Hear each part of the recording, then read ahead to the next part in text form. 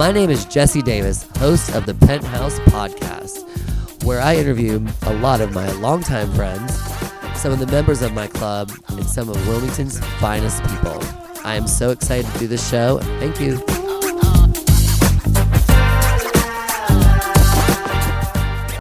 Hello, Kirsten. Hello, Jesse. Welcome to the Penthouse Podcast today with my really good friend, Kirsten Mitchell. I brought her here all the way from the mountains. She is, her and I met actually, it's been over 10 years ago now. More than that. Yeah, I think it was probably 2012. So Kirsten worked in 1900 for Ken Oliver back in the day. So if you recognize her now, she is basically a Wilmingtonian, I would say, for sure. But yeah, tell us about how you give us our description of how we met. Yeah, so I think it was actually when Brian had 1900 when we first met, and it was just love at first sight. Fun little shit show over there. We had a good time. It was a really... When Kelsey was around back in the day. It was always fun. We had it was a nice group that we worked with, and then Ken took over. And then that's when we started our food truck game. Yeah, so we did. I think we were one of the first people to start the food truck. I think Flame and Amy's was one before us. There was literally like two or three. Couple taco trucks. Yeah. So we got this situation over at Castle Branch, and I've said before in podcasts that, after LA, I was so overworking in nightlife, and so I decided to pick up this job at a gym. Obviously, that didn't last so long. I'm right back to where I belong, I guess. But it was good time. It was good. I mean, I always thought, because, when you're in the restaurant world, hotels, restaurants, nightclubs, it's good to know every little job. And now with a food truck, thanks to you, I know how to not get blown away from a gas leak or something like that. Well, the thing about the food truck is it was very challenging, especially for me because, being a woman as a chef and then driving a giant diesel engine. The motor gasket blowing every other week. I mean, it was one problem after the other, but when there wasn't a problem, it was a really good time. Really good. I mean, sometimes we would do events on the ocean. We did Satellite every Satellite Sunday. Was one of our big places, and then we did the reggae festival, which was really fun. Probably our biggest income grossing thing that we did on the food truck. And then a lot of the times it was just mayhem and chaos. Oh my God, that was like that one time I thought about getting blown up was at Fermental, and she's like, all right, you got this, you're on your own. I'm like, okay, yeah, I'm good. Yeah. It just blew me out of the back of that fucking thing. I saw my life flash before my eyes. I was like, you know what, wait a minute. Triangle Lounge. Triangle So that Lounge. was what I did on my own. I like flipping burgers. I'm driving it there. I'm like, okay, I'm like really doing this food truck thing. She's trusting me with this thing, not to blow it up. But yeah, oh my God, we did have some trial and tribulations there. Oh my gosh, tested our friendship for sure. Some of the most embarrassing things that's ever happened to me happened on that food truck. Pushing that thing like down Wrightsville Avenue at 3:00 in the morning. Like, oh God, we could go into that all day. But so let's go back to where you began your chef career. Your father's a very successful chef. Yeah. So my dad was Dean Mitchell. He was a chef, very successful chef in the 80s, worked in Palm Beach at the Cafe Europa, and then also the Epicurean, which is still in Palm Beach. He, back in the day, was voted one of the top chefs in the country by Food and Wine magazine. And so mad props to Dean. Yeah, he was a really culinary talent. And then he bought a small, well, actually he moved up here from Florida to work at a country club in the mountains of North Carolina and ended up buying a small French bistro, which was Morel's. And so, of course, the whole family worked there. It was a family restaurant business. And then also being from the Florida and being surfers, we would spend half the year in Eleuthera in the Bahamas. So I spent half of my year in Avery County, North Carolina, and then half of my year in Gregorytown, Eleuthera. Yes, it is where I met my baby daddy. Which brings us to her daughter, who I've known since she was a little, tall, small child. And now she's graduated high school. High school. Yeah, Sophie. Basically, I I didn't know what I wanted to do with my life, and I was waiting tables. And actually, it was a souffle gone bad that put me in the kitchen because there was no other choice. Me and the chef What at the happened? It was time blow got it in an up? argument, Oh, shit. and he walked out, and we had 2 more people to cook for, and so I ended up cooking for them and waiting on their table. And then that was kind of the beginning of like, okay, well, maybe, this could be a career for me. So and that's what I You did. just found your passion right there. Yeah, and so Robert souffle. in that, yeah, well, exactly. And in that, I have found that like I had a bit of a talent, and flavors came easy, plating came easy, and so basically a long time of fake it till you make it, which put me, in Wilmington basically, and I just went from 1900, and then the food truck, and then I The Carolina Beach restaurant. yeah. Well, then I went to France for a minute, and when I came back, I started working at Ceviche's as a chef there, and I was a chef there. And then I helped Grand Cru do their open and do their menu, and also Rum Cow. I did their initial menu for them, and then Which are all still open. which are all still open. And then I opened Well, Grand Cru's not, but well, yeah, Grand Cru's not, but Rum Cow is, and Ceviche is, and of course. And then I opened Saltfish in Carolina Beach in a building that everybody said, "Oh, that'll never work. Like this it was is like so an old stupid." Hardee's or something. Yeah, it was like an old sort of fast food joint. Wendy's or something. Yeah, it You has did a good that job. brown tile, so it had to be some sort We of. gutted my bar on the 7th floor. That brought that. How Yeah. we got it there, and the way it came was, I don't know how the hell we pulled that one off. I mean, I think I had like $500 to spend on the interior, so we so we did. Stretching every dollar. I remember like I was so nervous because the day I opened, I barely had any money in the bank account, and so I was a cook, I was a dishwasher, I did everything on my own. I couldn't because I was afraid if I couldn't pay anybody, and then actually that ended up being very successful. Still there today. It's on its third owner if you include me. So yeah, and then after that, I moved back to the mountains to do the next restaurant that I am doing right now. So you have an array of culinary designs. I mean, you go Yeah. from Cajun to, well, obviously French can get tied into there. Yeah. So what's your favorite dish? Well, personally, I really like fresh Asian flavors, Indian flavors, but using like fresh vegetables and ingredients and something light. We spent a month in Vietnam, and that was kind of my favorite place to eat because everything was so light Did you have to eat and any bugs? fresh. And I ate bugs. Yeah, I ate some stuff I don't know what it was. Yeah, I don't. It's questionable. You just don't want to know what it was. Yeah, As long as it goes down, doesn't come back up. But that was probably like the most shocking food scene I've seen because it was just like the opposite of America. No refrigeration, just food It's everywhere. out, right? Just hanging Yeah, like they do dishes and the dishwater and the meat and everything kind of like runs down. We called it street juice. One time I took a nice spill in some. Oh God. You didn't And that know was what you scary. landed in. Yeah. But so that's kind of like how, I've kind of just, I came from like nothing, and I was a young mother and I was working at Disney actually for $11 an hour, and like trying to figure out how I was going to raise this child by myself, and then luckily I've just, I've worked really hard and vigilantly, something. and yeah, so here I am. When you work hard, sometimes, things are, owning your own business. I know the feeling. Things go up and down, and you never, as long as you just stay persistent and don't give up. And like I tell everybody, like I have to honor my hours. Like if I'm going to stay up until 11, there's not a single person in here, but like at 10:35, here comes 10 people. So it's like, sometimes you gotta stick it out. Yeah, honoring the hours is a big thing, and especially it's hard because If you're like, paying a huge staff, it can you're paying a staff, and you have to be consistent. Like the restaurant business, yes, People get pissed. They'll get there, be like, Yeah, they'll I get drove pissed. all the way here, and I've had people come, friends, members that are like, I just drove all the way down there, and you were closed. And of course, it's like, but it's also like 17 degrees out, and ice on the ground. So.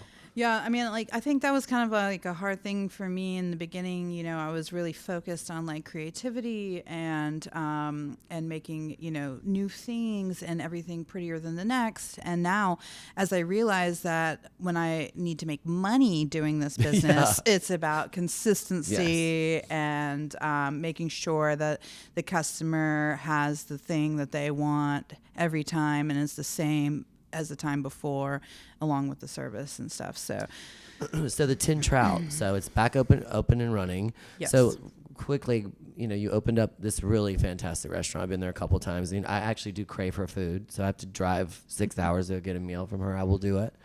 But so she opened up. Talk about the Tin Trout. Yeah, so the Tin Trout was like a restaurant that I've kind of never done before. It's more fast casual. We don't have any ABC permits. Newland, North Carolina. Yeah, it's actually in Crossnore, which is we're actually the only restaurant in the whole town. We're actually the second business in the entire town. And so yeah, we don't have any ABC permits. You bring your own beer and wine in, which people love. And we serve a lot of trout. It's kind of like based on the old meat and three, which would be like a protein and sides, country comfort food. And we just do everything, from the ground up. So if it's collards that you're getting, we've got a girl that's cleaned those collards for an hour and a half and then washed them and then cooked them. And then they really come to you. Yeah, we take pride in making simple, delicious food, and we have been very successful because at the end of the day, on a daily basis, that's what we all want to eat, So we do we smoke our own trout. We do a local rainbow trout. I mean, it goes, but we also have burgers, chicken sandwiches, stuff like that. You really shocked the mountains up there with some of your dishes. Yeah. Because I think that's why you have a line down the street when you open. Yeah. Well, it's funny because in the beginning, they didn't like really know me or trust me in my food. I don't know. Take an adventure, guys. Yeah. But, and now it's like they just want me to, like, we did a New Year's Eve menu and it's like, kind of more elevated of like my past, and they just love that. I mean, I'm trying to get, people are like, I don't know what you're doing for Valentine's Day, but our reservations available. A good fixed menu. Just kind of helps you. All right, boom, boom, boom, boom, done. Let's have fun. Yeah, and and with that being like comfort food, we're not trying to do like small dainty food. Like I have channeled a lot of like the 80s style of cooking where it's like, lamb chops and mint sauce, and just things that like, I don't know, like warm. Yeah, you warmed your heart, like the old, like, big sauces. Through the whole mountain experience with the Tin Trout restaurant, we realized we had a very close mutual friend, Jean Sterling. So Jean, she was like another mother to me growing up, and she lived up there with Baxter. And one day I get a picture of the three of them, or you and Jean, and I'm like, oh no shit, this is such one of those small world situations, and they became regulars. Yeah. Oh, Jean was a regular, and it's funny because North Carolina is a small state, really, and so more times than not, I have customers that are like, oh, Jesse Davis, he's so, and so I meet a lot of people that know you even in the middle of nowhere, Crossnore, talking about Jesse Davis. So I love the mountains. Like any chance I get to run up there, and luckily you're kind enough to let me stay there, and I love a couple of the small inns that are still there, and it's a beautiful place. 5 hours, you're in the car, no time. If I realize because we're only open during Wednesday through Saturday, so sometimes I'll get up and be like, I'm off till Wednesday. Rex, let's go. Load up. Let's get out of here. Let's go. Yeah, same for me to come here. Same thing. It's just like, I've got 3 days. Let's go to Wilmington and see the beach. And you're such a swimmer. Kirsten is a talent of hers that I don't know if a lot of people know. She is like a little fish in the ocean. You cannot if there's a piece of water around, she's going to be in there swimming for hours, and you can't get her out. We took a trip to Mexico. I went down there for Kelly and Travis Beatty's wedding, and it was also Victoria's 40th birthday. And there was like a gap of like 4 days in between both parties. And I was like, I'm not gonna go all the way back to North Carolina and then come back. And I was like, well, what can I do to stay? And maybe I'll have a friend that would come. Ding, ding, Kirsten. I'm like, Kirsten, you want to go to Tulum? Yes, I do.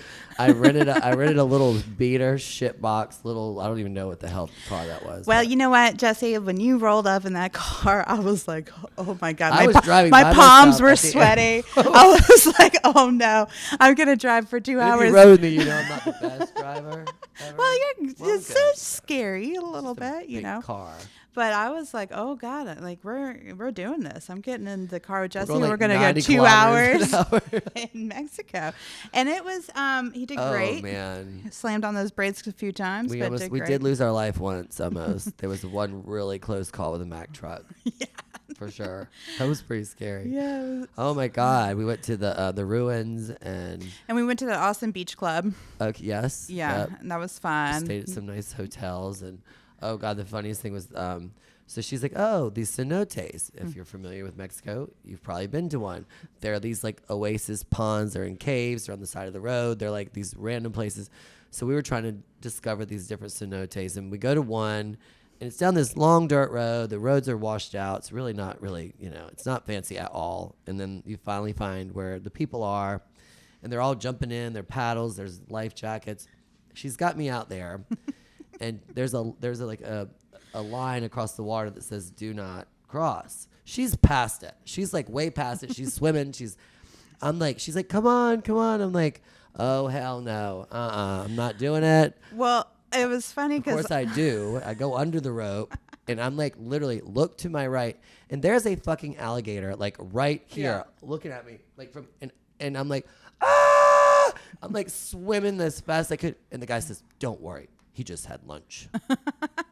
I'm like, oh my God. It was literally, I mean, they're around here, but you don't get that close to them. Yeah, we went through the mangroves and saw a bunch of them actually. But it was funny because you were right behind me, and I was like, and then I'm like, swimming in the cenotes with the too much alligator. Going on in the water for me. And I look back, and Jesse has so many flotation devices on that he was just like couldn't even. He was just like bobbing like an apple. Bobbing. I was not taking the risk. She's like down, like way down, like, come on, swimming around like let's go a mermaid, see this.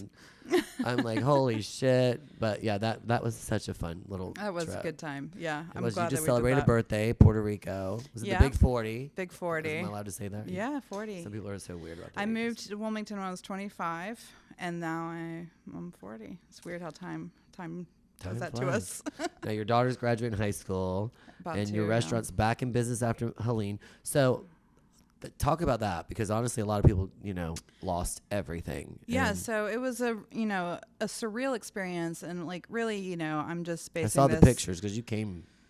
Yeah. when you could get here. Yeah, I'm just basing this on my experience personally and my opinions because everybody, had their own experiences in the situation. But it was weird a feeling because like we're looking at the forecast and, the mountains has flash flooding all the time. So that wasn't like an alarm, like that wasn't a thing that we were really worried about.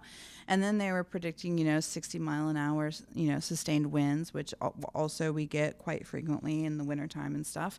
And so I really downplayed this. And usually I am a paranoid, like a shit when it comes to, I need all the things.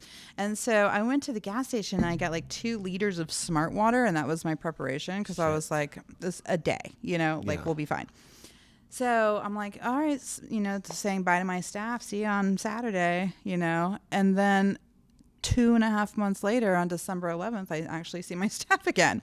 Oh I have a restaurant where also life lesson is don't buy a restaurant where the creek separates the parking lot because it was like a stream that turned into. It was like a teeny tiny little, almost a brook. That turned into a raging river that knocked out our roads and bridges. And it took I have a 1,000-gallon propane tank that was completely full with propane. Took it off completely disconnected it and went, down river, dumpsters. I had my neighbors' sheds and everything in our parking lot. And yeah, it was a surreal situation for sure. And so many people, luckily we didn't have that much structural damage. It was more like property damage and loss of wages and business and stuff, because we were going into our busiest time of the year. I mean, October is one of the huge months in the mountains as far as the restaurant industry Leaves goes. changing, people want to get up there. Yeah, the tourists, they come in and they spend a lot of money, and it really helps us because we're based around tourism basically. And I mean, just so many people lost their lives and their homes, and I mean, the amount of mud. I've never seen a mudslide before. And it was so unreal to me, like how these mudslides happen, and there's just all that's left is the side of a mountain. I mean, the stumps are gone. Like the water is so powerful, and yeah, it was wild. Oh my God. So yeah, we did get back open December 11th, and then of course we're in December, which is a very slow month, and then into January. And this January we've had one snowstorm after another snowstorm after another snowstorm. That January is over. So it's been interesting last, quarter of the business. Any plans on opening another restaurant here? Well, I miss it here dearly. I am a beach person. Mm-hmm. I like to swim, as you know. And so, yeah, the thing about, I think anybody who owns a restaurant or a business or just lives their lives is wants like, to keep growing. Well, you want to grow. The grass is always greener somewhere else. Mm-hmm. So I teeter-totter between going, okay, well, now it's time for me to work for somebody. Less stress, get a check. I don't have to email anybody. I don't have to worry about people not coming to work or anything like that. You and I both know you and I can not work for fucking anybody. And then I work for somebody and I go, oh, this is stupid. I should just own my own place again. So it's just as soon as they tell you what to do, you're like, nope. Yeah. As soon as they tell me something to do and I don't agree with it, I'm like, oh no, this isn't working. But yeah, I'd love to come back here. Maybe my thing was, as a young parent and having to just put my nose to the ground and get on the grind, is when she graduates high school, I want to do whatever I want to do. Yeah. So, I mean, I think, that would be some traveling. I'd like to live in maybe China for 6 months. You definitely are thinking about going again to another country and studying their culinary. Yeah, for sure. Cool. I mean, definitely want to do that. Obviously, like... What do you not like? What kind of food just really icks you out? I don't love barbecue. Which is we're having a barbecue birthday party next weekend. Which is very controversial in the South and North Carolina, but I just don't. Hey, I love that. I mean, I can eat a little bit, but it's not my. I'm not a big heavy pork meat. And beans. Yeah, and bread that's not my thing. Corn. But besides that, we went to Mexico City. Basically, I like to travel to where the food is great. So we go to France, we went to Italy, and then we went to Vietnam, and then we went to Tokyo, and then Mexico City. Gosh. And Mexico City was one of my favorite experiences. It's one of the biggest cities in the world, isn't it? 20 million people. Holy shit. Yeah. And can't get bored there. I mean, it was something. But the funny thing about Mexico City is it's very clean. It's very militarized, and which you have to. You have 20 million people break bad, you're in trouble. Yeah, no kidding. So, but yeah, I mean, one of my favorite as far as the price of the food is very reasonable. It's fresh. It's delicious. We ate a lot of bugs there. The mezcal's amazing. Live ones, they just reach in and no, go they for put a lot of crickets on guacamoles and stuff, and in salsas. I could do that maybe. You should do it's just a crunch. It's little crunch. A little they crunch. gotta be dead already. I don't know if I can just pick it up while they're still going. But what's cool is you and I, from where we met here in Wilmington, we were both working for somebody, and you and I at kind of at the same time grew into our own owners. of our own thing, and did our own thing separately. But as I think that's kind of cool. I got one question from a mother here in Wilmington, and maybe a lot of other mothers might want to know the same thing. What is this is a question from Victoria Poulin. She wanted to know, for moms on the go, what is a good meal to cook that's healthy for their children and them? Yeah, for them to warm up in a just microwave. Something that's easy, healthy, that they can make a regular staple to their weekly. Not spaghetti. It's funny because this is a loaded question, because my daughter, who lives with chefs and then has grandfathers that are chefs, and she's a very picky eater. I mean, not picky, like she likes everything, but she wants. She knows what she doesn't like. She expects very high quality, delicious stuff. Well, when you had a chef as a mother, you probably know the same kind of thing. But she hates to cook.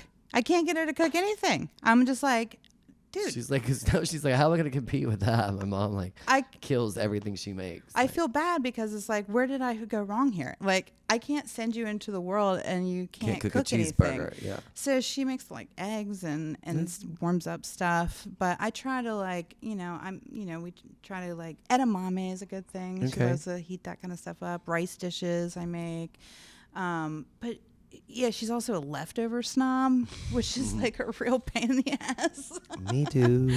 Me too, but I think she gets it from me because I don't like leftovers. Well, like, spaghetti, meatloaf, things like that. They always say it was better the next day. All right, I take that, but there ain't no way in hell you're going to get me a salad the next day. It's been sitting in the refrigerator. No. It's disgusting. No. There's something about it. Can't do that. No. And I don't even like to eat salads that I make at all. Like, somebody else has to make the salad. You got the secret in your breading. She's got the best chicken tenders I've ever had in my life. I'm telling you. You won my heart over them chicken tenders. Well, Jesse loves chicken tenders. I do. They're on the go, kind of deeply and seriously. Yes. So I had to perfect those for him. I spent my life perfecting chicken tenders with Jesse. Thank you. So, we'll wrap it up. I just want to throw some shout outs. Talk about Tin Trout. How can people find you? Yeah, so the Tin Trout is in Crossdoor, North Carolina. It's between Asheville and Boone. It's in the Pisgah, kind of near the Pisgah. There's beautiful hiking trails. Well, there were. I don't know what those shape of those are now, but Linville Falls is there. We have a beautiful, beautiful winery down the road. I love that winery. Yeah, which is also brings in a lot of business for me. That's the Linville Winery. They are so awesome. They've been a real rock for the community and we for got me, drunk there. Especially because after the hurricane, they were really, really made me feel like they wanted me to come back. Yeah.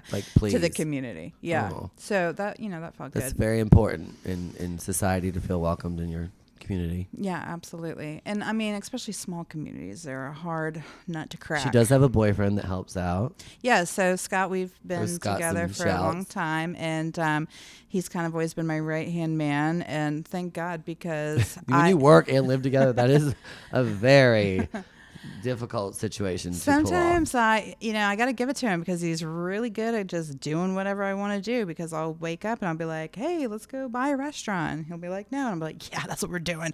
And so, or like, hey, let's sell a restaurant. And he's like, oh, I really like, no, we're going to sell it. He keeps you kind of calm when you. Yeah.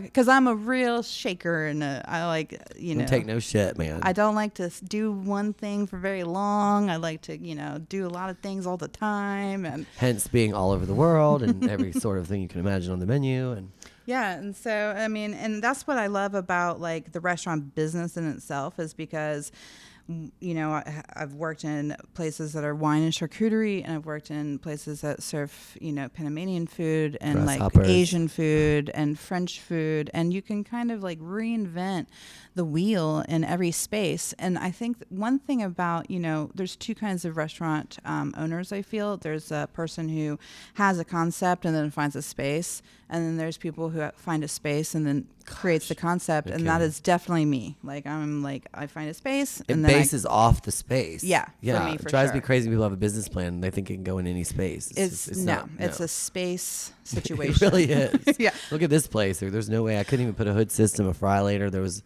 Yeah. I mean, Well, there's just no way I'm going to open a restaurant in the mountains of North Carolina and do the food that I love, like Indian street food. That people would be like, Asheville might entertain something like that. Yeah, Asheville. I mean, Asheville has my favorite Indian street food restaurant in North Carolina. How about that? Yeah. So, but yeah, it's it keeps me on my toes. If you got one crazy, wild, funny Jesse story, what would it be? Oh my God, just one? Maybe.